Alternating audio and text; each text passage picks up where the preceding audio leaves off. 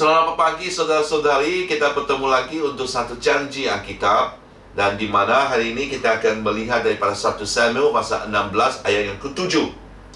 撒母耳记上第16章第7节 1 Samuel chapter 16 verse 7. 1 Samuel pasal 16 ayat yang ke-7. Tetapi berfirmanlah Tuhan kepada Samuel, janganlah pandang parasnya ataupun perawakan yang tinggi, sebab aku telah menolaknya. Bukan yang dilihat manusia, yang dilihat Allah. Manusia melihat apa yang di depan mata, tapi Tuhan melihat hati. Ini ayatnya yang sentiasa saya agak takut ya, ataupun keliru juga. Waktu kalau mendengar ada seseorang membicarakan firman ini, ataupun sendiri yang membaca firman ini, ayat ini, saya rasa mungkin saya akan ditolak sebab parasku yang tinggi.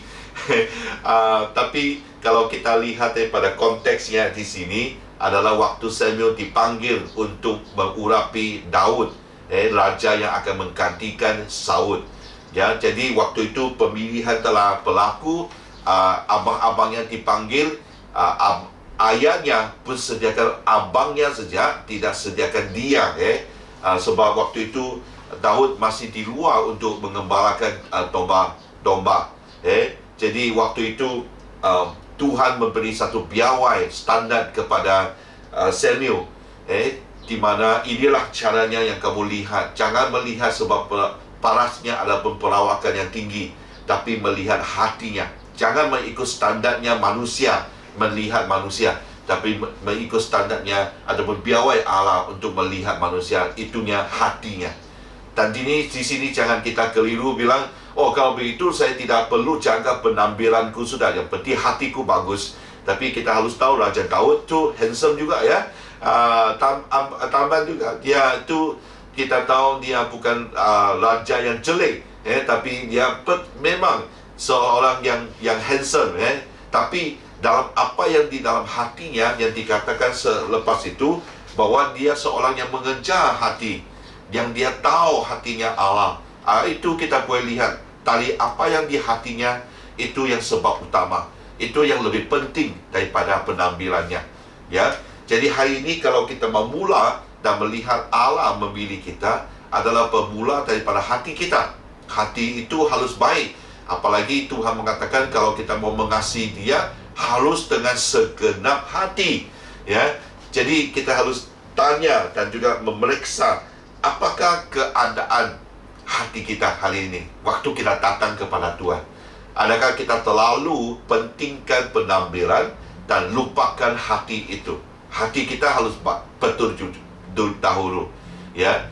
Jadi jangan keliru dengan apa yang dikatakan dalam dunia ini, sebab dunia ini sentiasa menipu kita. Penampilan itu sangat penting, marketing, packaging, semua itu yang dipakai oleh dunia. Jadi kadang kita sampainya kita pun agak cemburu dan juga agak rendahkan diri sebab orang, penampilannya luar biasa, handsome, dia itu anggun, ya, mereka pakai solekan dan apapun yang mereka ada, pakaian yang mereka ada, brand pakaian tu yang mereka pakai, kereta yang mereka pakai, semuanya, penampilan itu sangat penting. Itu pun kadang-kadang penampilan tidak bagus, tidak dibenarkan untuk masuk ke sesuatu tempat. Jadi hari ini, adakah itu penting? Penting, tapi apa yang lebih penting adalah hati kita.